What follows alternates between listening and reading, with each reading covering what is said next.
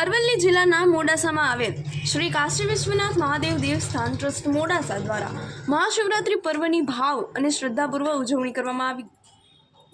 વહેલી સવારથી શ્રદ્ધાળુઓ દર્શન કરવા માટે ઉમટી રહ્યા છે। સાથે શ્રી કાશી વિશ્વનાથ મહાદેવ દેવસ્થાન ટ્રસ્ટ દ્વારા મંદિરથી મોડાસા નગરમાં શોભાયાત્રા કાઢવામાં આવી હતી। ભગવાનના દર્શન કરી ભક્તો ધન્ય બન્યા છે। રિપોર્ટર જયદીપ ભાટિયા, અરવલ્લી।